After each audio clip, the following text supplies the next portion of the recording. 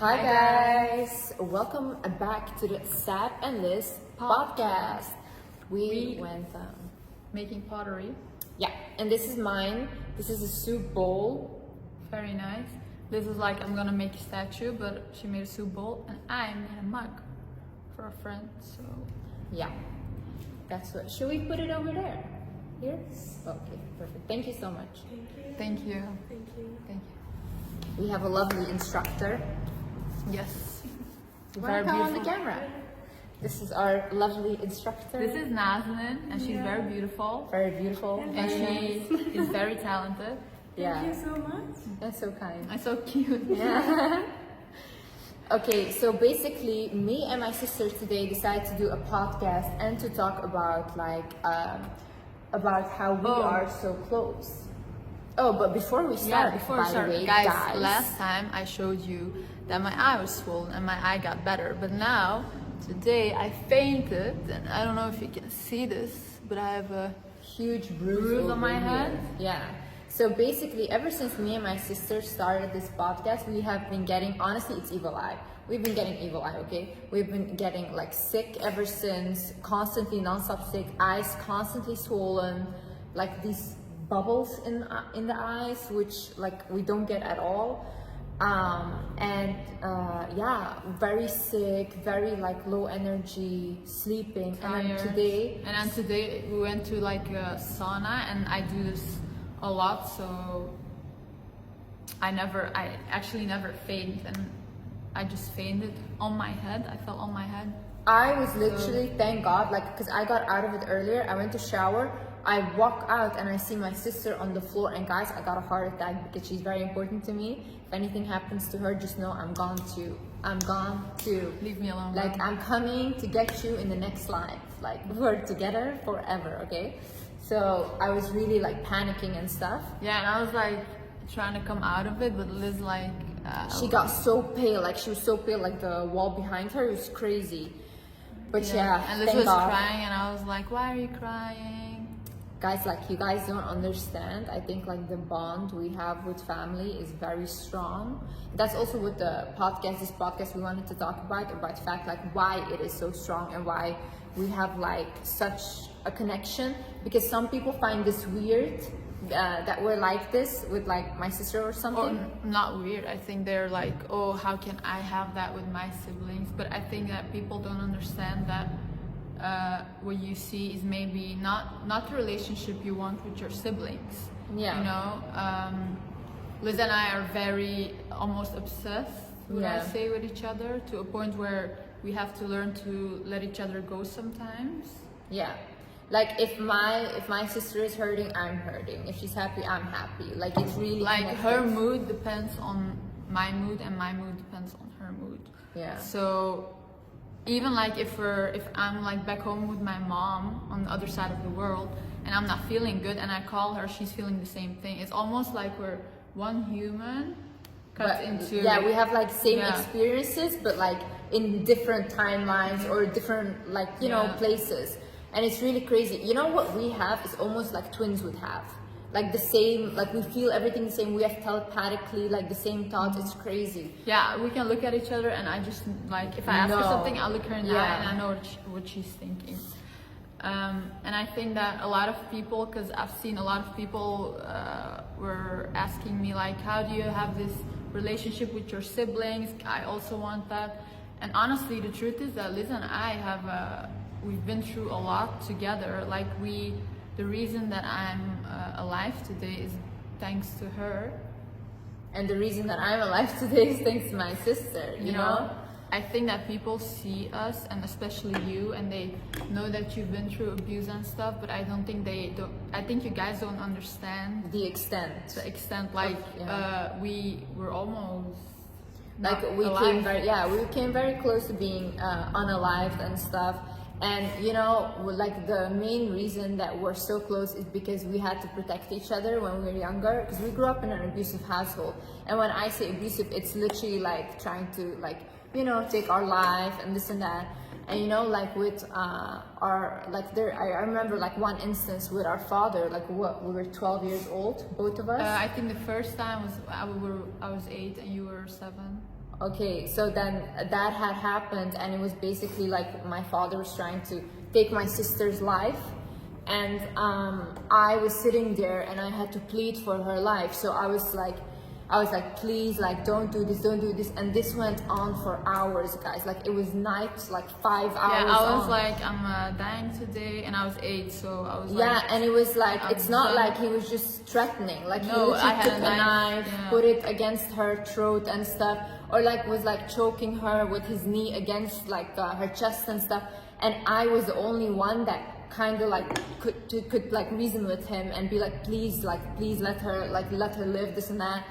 And I was crying, and I think like when you both experience near-death experiences together, it really bonds you in a way that's like, you know, you always feel like you have to protect each other. So if she's, for example, in a bad relationship, or I am going through something, like I have bad friends or something, it really hurts us. Like, we cannot sleep at night. No, because and it really, like, it's almost, and that's what I'm saying, like, you guys see this side of a close sibling relationship, but you guys don't see that when she, for example, has a bad friend, it really, I can't sleep.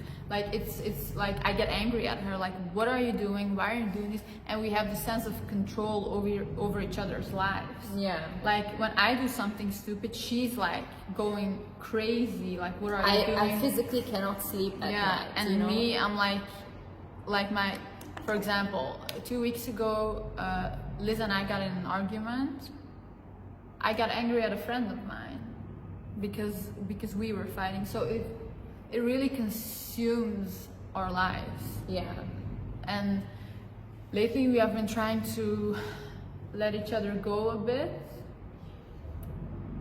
but it's hard, you know. And we also have that with our brothers and with our mom. Like, we're obsessed with my mother to a unhealthy degree. Like, when she's like, I want to go out with my colleagues, everyone goes crazy at home. Like, no, why are you leaving?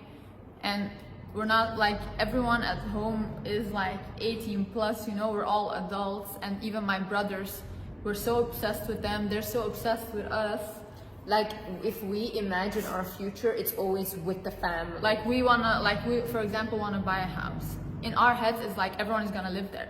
Nobody that has even plans to get married, to get children, nothing. It's all like, no, we're always gonna be together. And it's really, like, I would say unhealthy, just. Yeah, but I think we are like each other's safe space because we all survived like the same person. Like, my brothers, the way they even got abused, it was crazy. And like, they also, like, for example, we have like 2 friends. Yeah. We have 2 friends. My brothers have no friends. Almost, yeah, no friends, or like one friend, and then they just befriend each other. Like, our brothers are the same as we are. Like, just with their brother, they only trust the brother. And with our mom, we just have this constant sense of we need to protect her because we saw abuse happening with our mom. Because even I don't live like with my like family and stuff, right? And I was thinking like, I need my mother around me, so I want to move her out with me. But then I can't because my brothers cannot live with her without her. Yeah, So, but you know, on the other hand, it's like very beautiful also because we're now like talking about the depth of it. Yeah. But like on the other hand, like it's such a beautiful relationship we all have. Like, we really, when I talk about love, like I just like, I know I fainted today and maybe I have a concussion, but like even after the concussion, I was like, I called my mom. I was like, Mom, I love you so much, and you're like the best mom. I can't like get emotional. I can't like imagine a better mom, you know, and I like don't tell her enough. So I feel like also I just want to tell like everyone, just if you love someone, you should really tell them. And I don't think like people understand like if you have good parents and stuff, like how much they need it, you know.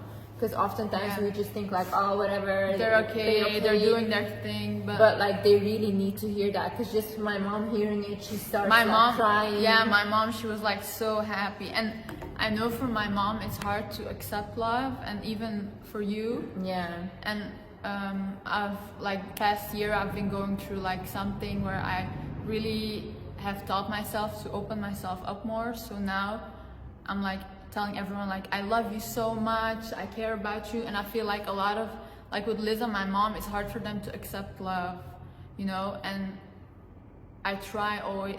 I just want to say like if you're giving love to someone, you should never expect them to love you back or say it back. It should always just be without conditions. So it should be like I love you, and that's it. Like I don't need anything from you. I don't even need you to say it back. I just want you to know that I really love you and I care about you. Okay? And then it should be like this. And I don't know, after the concussion, guys, I fainted really, but like I felt really bad today.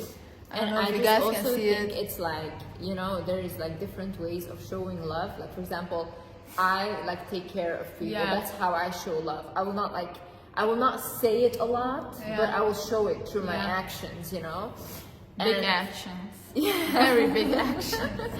But that's like how I like take care, and I think that's also why I like seek that in a partner, that they take care of me. Not necessarily because I'm like materialistic or something, but that's also how I give love. Yeah. So I think that's just my love language. And I think also what I wanted to say is like, because people, they watch like our previous videos and they were like saying like, oh, how come like Liz gives her number without wanting it? You're not confident, this and that. Guys, like, I'm a confident person, okay? Very confident. And I came very far in life. I fixed my life. I never went even into detail to what really happened in my household and what I came like through, you know? But I completely changed my life around. I did everything. I got myself out of so many things. And honestly, even getting myself out of an eating disorder was one of my biggest accomplishments, okay? So yes, all the things that I say, they are just from life experiences. All the advice that I give are things that worked for me. However, I am not like this perfect human being. I'm still from an abused childhood. And that is what will probably, my brain is not wired the same as a child that has not gone through abuse. It will never be the same. It's not the same, okay? So don't hold me to the same standards as other people. I have really big issues with people pleasing. I do. When someone asks for my number like that, for example, those 2 times that I talked about, it's not that I have low self-confidence, but when I'm in a moment where I'm kind of having anxiety and I kind of like get scared, then I'm just like, okay, let's just do what they ask, and then later I'll block them, right? It's a thing that I'm still dealing with. But I think it's also very unfair to expect like a person to be perfect. Like that's what I was saying to Liz, like the people really think they don't look at you as like a human, but like as this perfect person who has it all together. But yeah, and I never claimed that I have it all together. I even made a video saying that I'm still a people pleaser. That is still like, people come up to me and say like, let me take a picture of you, and even if I don't want, I do it because I'm like, okay, I'm just gonna make them happy, you know? Yeah, I think they don't understand that you're learning with them. That's whole my whole channel is about that. Like, let's heal together, you know? This is not, when I speak to a camera, I speak to myself. Who am I speaking to? I even watch your videos if I watch my own videos. Yeah, I watch my own videos, you know? And yes, most of the things that I've done, it's all like real. Everything in my life I show you is real, okay? But it's just unfair to say that when I share these stories or I show a different side of myself that you guys claim like, oh, I miss the old Liz. I have so many sides to me. Like you guys really think she goes around screaming all at people? day? I don't. No, she's actually very funny also, very smart also. She has a very goofy side to her. Yeah. Very also like a childlike side. Like Liz has so many like sides to her. And I always told Liz, like, it's so sad that people only see one side of you on your channel, like this very serious person, because she is so much fun. Everyone loves to be around her. Like she comes in the room and the room is like lit up, you know, and that's a side that the people don't see. And I feel like with our channel, for us it's also therapy, just like talking like this, and for her it's also like, oh, I can show a different side of myself. I can like fully like just embrace who I am and be myself. Yeah, and I feel like people have this like thing like, oh, you need to be this way, you need to fit these standards, and you don't need that. You don't need to do anything. Yeah. Like you need to make yourself happy, and Yeah. you need to be content. Yeah. And if that means that you need to do whatever you need to do, then you need to do that. Yeah. And you don't like, you know, I just feel like people are so opinionated these days, and you guys don't even see 1% Yeah. of what's going on behind the scenes. Yeah. And I think we as a society also, and as people, should be kinder to each other, because I really feel like everyone is being really nasty and mean, and I just don't get where all this hate comes from. Like, not even, we don't really get that, but I feel like in the world right now, like, everyone is so mean. I feel like everyone is really mean to each other. But I also feel like, you know, we're in a society right now where like a lot of people are being let down. They don't get the same opportunities, for example, that we get. So I do think we're very privileged. Of in a course, very I'm good very way, you know? grateful. So I think Of that's course. why, like, I get why they're angry, and the system is not built for No, everyone of to course. succeed, you know. And I think we need to also recognize that. I understand the anger, but at the end of the day, if I or even my sister can come out of like the things that we went through, which is we're refugees, like the worst circumstances. Like honestly, I was talking to this guy that I met, this doctor. Immediately when I walked in, he's like, "Oh my God, you have an amazing energy and stuff. Like, where are you from?" And we started talking. And I explained to him, like, you know, because he was asking me advice about some things, and I was like, you know, like, I'm from an abused childhood, blah, blah. And I was explaining to him, this is why I relate. And he went like, it's so crazy that you're so wise and that you decided to start like helping other people with your circumstances, because he's like, other people would become a criminal or like become an addict or whatever, you know, when they're from somewhere like that. But he's like, you really decided to completely change your reality. And I did. And honestly, what will never help, because like everyone is like blaming everyone else, but I think the only thing that helped me in life personally is starting to look at myself instead of other people. Yeah, you know? I also had that big, like, Yeah. I really had a very big victim mindset. Like, I was mad at everyone else. Like, I was mad at my mom, mad at like the way that we have been treated when we were younger. And then when I really started to looking at myself and realizing like blaming everyone else doesn't get you anywhere, because first of all, people don't want to admit they're wrong. No, no one's and they gonna will tell never you, admit it. and they will never admit They it. will And- never admit it. and you don't have to expect them to apologize. Yeah. You just have to be like, I forgive you. It's just, you know, it's bad what happened, but I forgive you, I release you. I'm gonna focus on my life. And why, and also you have to think like, why are you hurt over something that someone else did to you? They should be hurt. You shouldn't be hurt. They You should be the shouldn't ones be the hurt. ones They should suffering. be the one, yeah, they should be the ones suffering, not you. Yeah. So, And I want to add to that, what I learned in life is, instead of like, because you know what I did was completely the opposite. I didn't like kind of victimize myself, or I wasn't angry. I was like, let me fix my life right now first, and let me get everything stable for everyone, and then I got angry. When I had everything, when I had all the subscribers, all the money, that's when I exploded, and I was so angry. I think that's also because you worked so hard and you've been through so much, and you really thought that if I have that, that's gonna make me happy. Yeah. I'm gonna be content, and then you get there, and I really the thought, happiness is not I there. really thought if I just make my family stable, if I make myself stable, if we all just have money, then I can like put like, you know, a plaster on the scars, you know, even though I didn't create it. I was like, it's gonna be fine. I'll fix them. Don't worry, guys. I'll fix them. And then I came to this point where I had all of this, and I went into such a big depression because my inner child was hurt. And I've neglected it, and I've ignored it until I came to this point where I had everything, and I was like, I'm not happy. I'm really not happy. And I know it's cliche. Everyone says, oh, money doesn't make happy, blah, blah. It doesn't. It really doesn't if you don't fix your inside. Happiness has to come from the daily things. Happiness is really be fulfillment in your life. happiness is not something that is like constant. You will not Yeah. be like, oh, I have this goal, and if I have this, I'm gonna be happy for the rest of my life. That's not how it works. Happiness is like in the small moments. Happiness is like, for example, today I called my mom. I was like, Mom, I love you so much. You're like the best mom ever. That made me happy to say that. Then after I went to Liz, I was like, Liz, I love you so much. Thank you for everything. You're the best sister ever. Those are the happy moments. Happiness is like in the moments, not in like, it's not a constant state. Like, it's not like, oh, tomorrow I have 10 million, I'll be happy forever. It's not how it works. You can have a bad day and have happy moments in that bad day. So I think the whole concept of happiness is also like so, how do I say this? Oversaturated. Not realistic. Yeah. And I think what you should strive for is just to be content. Yeah. Like, I'm content with life. I have this, I'm content. My family is happy. Like, I have content. I'm grateful.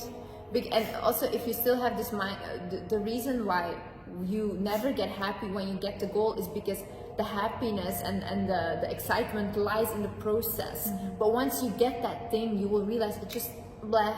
I don't care. It's you know, nothing. It's up not to special. it's up to the next goal. But then. it's like you going up and seeing every single day, oh my God, I'm getting closer, I'm getting closer. That's what exciting. That's what that's the most beautiful thing. But I promise you, once you get that thing, you will feel like, but what now? So that's why in life you have to have a goal. In life you have to have something to strive for. That makes you excited to get up in the morning. That is being content in life. Even if it's something small, even if it's let's say like, oh, I love to paint, I'm gonna paint, you know. Yeah, for example, yesterday I was like, Liz, let's do pottery. I was Yeah. like, I'll book a session tomorrow. And that's like what we were happy about. Yeah. I probably have a concussion and I'm still here. And I'm happy. I'm so happy. And honestly, I just want to talk about love today. I just want to really... Can I say something as well about the forgiving? Because that's where I was gonna go. So it's not about like forgiving people or blaming them, whatever. What I have learned with like our father is you have to accept it, that it happened. You have to start accepting, and you have to mourn the loss of a father you never had, because we didn't have a father, you know. It was just like a tyrant in our house, you know, literally terrorizing every single one, and we didn't have a father. So I really realized I need to mourn the loss of not having one, okay? And I'm working on this right now, and I need to accept that it happened, and I will never get my childhood back. It will not happen. One day I walked into like a toy store, and I was just walking there with a friend, and we were looking for Halloween stuff. And I saw like all these children toys, and all of a sudden I just started crying. I started crying, I walked out crying, because I realized I will never have like a dad that will buy me like toys or all these things, you know. I know it sounds like crazy, but like the hurt, as you see, is still there.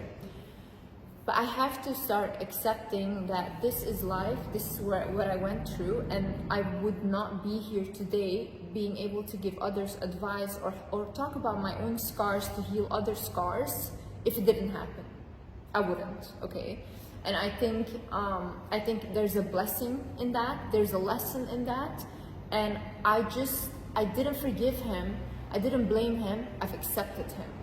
And I also know that because of his childhood, he behaved that way. I understand why this happened, and not to justify it, but my brain works. I need to understand situations. Like if someone hurts me, I need to understand, why did you do that to me? I'm really like that. So when I started understanding him, I also could release the pain because I had empathy for them. And the same way, if your friends have hurt you, if people are bullying you, if you have like bad parents, whatever, instead of resentment, I think you should think about, these people are not happy, you know, themselves. And I think the worst thing in life is to live with like a black heart, to live with a heart filled with hate. I think that's the biggest punishment God gives a human, is to give them so much anger, hate, making them psychotic, because those people, they're not happy with themselves. They go to bed like, yeah, you know? And I just want to add to that also, like the other side to it, because of course you have to let go, and I agree with everything you said. I don't think let go, accept it. Accept it, yeah. Don't let it go.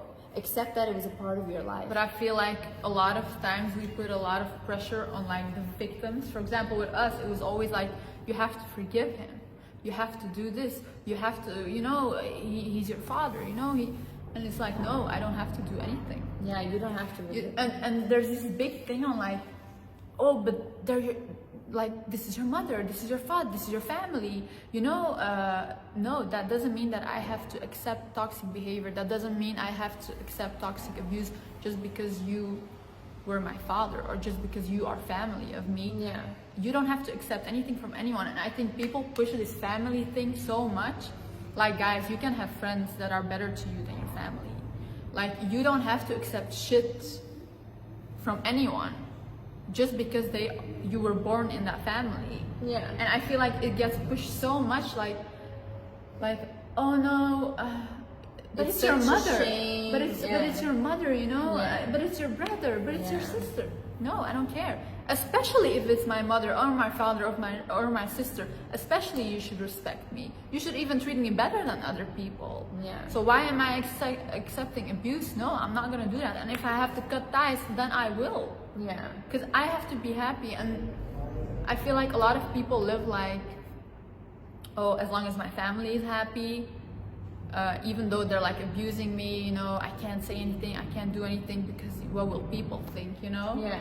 People will think I'll go against my mother, I'll go against my father, but honestly, if you just live in a mindset of what will people think, you're gonna live in a prison for the rest of your life. It's a prison. For the rest of your life. Because first of all, people do not think. People are so stupid. Honestly, most people are very stupid. What they're doing is just following the crowd, following what their culture taught them, but they're not thinking for themselves, okay? Why would you allow someone that is not as highly intelligent as you or wise as you to control your life? Why would you allow that? You have the power over your life. Why would you let anyone control your life? It's your life. You have been given this one life. And you guys don't understand, because we all say like, oh yeah, it's a shame, this and that. When you have parents that fail to show up for you or even lead to you being like destructive and stuff, it will ruin you as an adult. And you will ruin your children. Yeah, and it will be an ongoing cycle. Yes, because I have even met like even like guys, women that have come from like an abusive household, and they say like, oh no, but I forgave them. But I can see in their behaviors there's so much hate, you know. But how can you not be mad, you know? Yeah. How can you not be angry? I get that you're angry. I was so angry. I was such a, like, you guys don't understand how angry I was. Like, you know. I know, yeah. I was so destructive. Like, I was angry at everyone. And Liz is like a very forgiving person, and I am now too. Like, I've been really working on myself, but I was so angry. And I was like angry at Liz because I was like, how can you forgive them? Like, how can you forgive these people? Like, I don't get it. Why don't you have this madness inside of you? And she's just not wired that way. That also shows like we grew up in the same environment, but we're so like different. We dealt with it differently. Yeah. But I think the reason that I chose to forgive was not for him, but for myself. Yeah. Because I could not sleep at night. I could not, like, there's nothing I can do. What will I do? The only thing that you do when because they sleep well at night, believe me, they sleep very well, and you keep them in your heart, right? So in your heart there will never be place for someone else to come in, for another, because a lot of women, they also ask me like, Liz, why can I not find a man, or why does no man come after me? Probably like your abusive father, or like the relationship you didn't have with your father is still stuck in your heart. When that is stuck, there is a man there already. Another man cannot come in. So when you don't heal that wound, then you'll constantly be like, why is no one, it's not that you're unattractive, it's just your space here is occupied, you know? Yeah. You know, I just wanna, I'm in such a like loving mode today. Like, I just wanna really talk about love for a second. Okay. I really think that I've been talking to Liz about like the concept of love, and I really don't feel like we have unconditional love in the world right now. Like, everything is under conditions. Like, I'll love you if you're a good child, I'll love you if you're a good sister to me, I'll love you if you're loyal to me, you know. It's always with conditions, and that's not love. Love is, I'll love you for the person you are. And that's what I was saying earlier, like I really feel like I just want to say, like, go to the people close to you and tell them that you love them, honestly, and don't expect anything back, because that's not real love. Just tell them, like, hey, I love you, it's yours to keep, and I really love you and I really appreciate you. Because I feel like a lot of times we forget to do that, and these are such like simple words at the end of the day. Like, even when is the last time I told you I loved you? Today. Yeah, but I mean just before this video. But I mean, like, before that. The day before. You tell me every Yeah, day. okay, I tell you every day. But for example, with my mom, I haven't told her in like 2 weeks. Yeah. So you really, and also you really have to love without expectations. Yeah. That's what I learned. Because before I was always like, oh, I'm not gonna tell them I love them because maybe they're not gonna say it back to me, you know, and then I don't want to be rejected. But now it's really, I'm such a person like, hey, you know, I love you. I really love you. And I feel like a lot of people get really uncomfortable, even my mom, because she doesn't know how to accept it. So she'll be like, yo, you're such a good child. I feel like she struggles with saying it back. But I'm like, I love you even more. When she says that, like, you're a good child, I was like, Mom, I love you even more. You're the best because mother. I think that way also teaches them to love and Yeah. to say it back, and don't make it awkward or cringe, Yeah. you know? Because what is cringe at the end of the day? What is that? And feeling embarrassed, oh no, that's embarrassed, this and that. I feel like when I started going into therapy, I introduced therapy to my family. Before it was like a big taboo. They were like, no, you just have to be strong, this and that. How much more can you be strong? Don't be strong. Like, that's like the worst advice ever. Be strong. Don't be strong. Feel be your weak. emotions. Feel Be your weak. emotions, you know? Feel them. Feel them. Like, don't shame them. Even as a man, like, don't shame your emotions. Because I feel like a lot of times they tell men to be strong, whatever, and then they go out and become like these psychopaths. Because they can't talk about their feelings. Yeah. Like, allow them to speak, allow and listen to them, you know? Listen Because it. I feel like men also struggle a lot. Yeah. And even like with our brothers, like they have been through a lot of abuse and they don't really talk about it, but we can see that they're angry, they're hurt, they're aggressive, you know. So because they can't show their emotions, it has to come out in another way, in some way. So they'll you know? explode or they'll be mad, and you know, the thing is, like, with my brothers now, I feel like now when we all come together, we talk about these things. We talk about what happened. And I think that's also how you start healing your trauma and the abuse, is by acknowledging that it happened. And talk Do not about push it away. Do not act like, oh, it was nothing, whatever. Trauma can come from the smallest thing. Trauma can come from your crush telling you that you're ugly. You can go through your whole life then thinking really that you're not worthy of love, you're not beautiful, just by something so small. So think about, like, the things you feel, insecurity, all these things, they're almost never linked to your outer appearance. It's inside of you. You can be the most beautiful person, which we literally, me and my sister, for example, okay, we're physically attractive, right? When were we ever confident? I think the last years of our lives, now we start to become really confident in who we are. And we became only confident not because we were like, we're pretty, it's just because you accept everything about yourself. Yeah. We accept like this is how I look, this is who I am, either you take it or you don't. And like a lot of people, for example, like they also tell us, like even on social media, like, oh, you guys are ugly or scary to look at and all these things, but we're like, no, we really do like how we look and we think we're beautiful, you know? Yeah. And you have to repeat that to yourself and just be like, no, it doesn't matter what anyone says. I like me. I really, really like me. And that is the most important thing. Like, do not go out thinking that other people will give you that confidence, will give you that love. If it doesn't come from inside, you have to give it yourself. Whatever you do with your looks, because I know people, they've changed their looks like so many times. They hate themselves. They literally are fixing your face or fixing your outer appearance. If you don't work inside, it's never gonna make you happy. I know people who have done nothing to their face, who have maybe are not the most attractive people to a lot of people. They are the most confident people I've ever seen, because they accept themselves as they are. You know, and stop comparing yourself to everyone, honestly. That's a big thing. Everyone compares themselves to everyone on the internet. And Believe me, people are not happy, okay? And like, and it's also, not even like, even if they're happy, just don't compare yourself. and also, I would like to add as the last thing, do not share everything on like online about your life and all these things. Keep the things you love private, and even about relationships and stuff, because people are very miserable, and people, you don't know who's watching you, and evil eye does exist. Like for example, me and my sister, like we said, ever since we started this channel, we have like these weird things happening to us constantly. Low energy, illness. She falls on her whole face today, which never happens, and my head is spinning the whole time. Yeah, This and video, I've I can't also- even see myself clearly, but I've also noticed with my previous relationship, when I started like talking about it online, or when I started saying like all the things he does for me, we started to have issues in our relationship, or like his money became like issues and all these things, you know. And I even had to help him out financially, like. And I don't mind doing these things, but I just noticed I need to be very careful with sharing the things that I love or sharing the people that I care about, you know. because evil eye is very real and very dangerous. Protect yourself, like Yeah. do not do these people, you know what, if you want to put it out there just to show off, don't do it. Keep it for yourself. That's the biggest blessing you have, you know. Even I see people posting their children all the time. This is also very dangerous, you know. I even think if a child cannot consent to being on camera, you shouldn't do it, because like, you know. Yeah, that's true.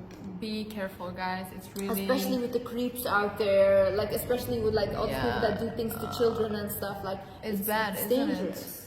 it? Is it bad? Is it swollen?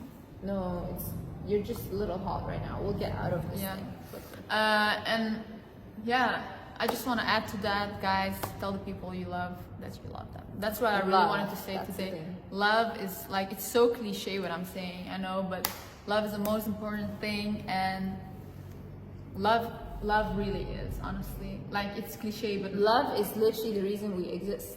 That is the reason we without exist. love, there's nothing. No, because I know people, billionaires, seeking love, and they're unhappy. And even like if you're like, oh, I can't tell the people in my family that I love them because they'll like react weird. Who cares? Yeah. Just go tell. Be the one who starts it. Be the one who starts telling Be everyone. the cycle breaker. Yeah, be the cycle breaker. When I introduced therapy to my family, everyone was laughing at me. They're like, Liz, act normal. What are you saying? This and that. Like, what therapy, you know?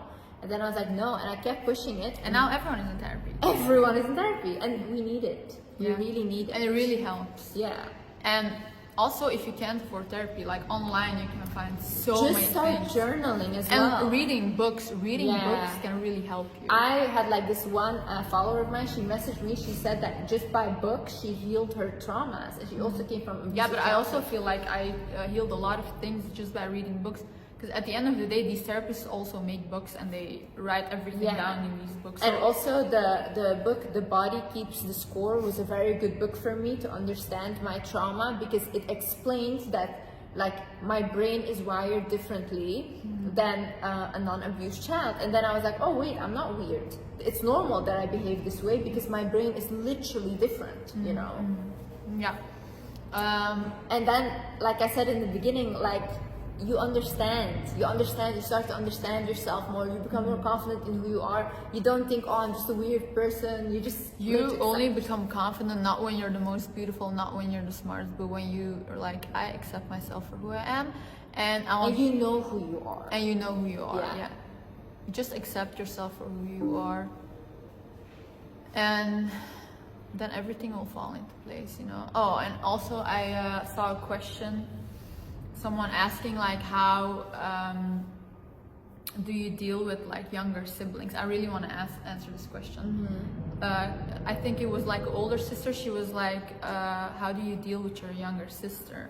Because I feel like she, I don't know what she said, like sometimes she triggers me, the girl said. I think with me, I think the first thing is letting your younger siblings go. I had to learn that. Like, for example, me, I had like a big control issue over Liz because I'm like, I always need to protect her from everything. But then the problem becomes when we're really young, then it's easy, you know? But when she's 24 now, she's a grown woman, she can do her own thing. And I was so focused on like she needs to be good, she needs to be, that I forgot about myself, you know. And I think as an older sibling we have to realize that we're not their parents, and we need to let them go and let them make mistakes. It's okay, and just stand by their side when they need you. Like now, for example, if Liz needs me, she'll call me, she'll text me, she'll be like, I need something, I need this, I just need to talk or whatever, and I'll be there. But even like if she's going through something that I don't agree with, or like something that triggers me, I try to stay out of it and be like, you have to make your mistakes and I'll be here when you need me. So don't get angry at your younger siblings, you know, they're still learning like all of us. And I think as well, to add to that, I think you have to understand that we're souls, right? So we are a soul. The family, the whole thing, that's just a construct. Just because you are the older sibling doesn't mean you carry that pressure that you need to do all these things. You're a soul on your own, having your own mission in life. And you really, as an older sibling, have to focus on yourself. Your life. Yeah. Focus on your life, and when your siblings need you, they will let you know. Believe me, they will.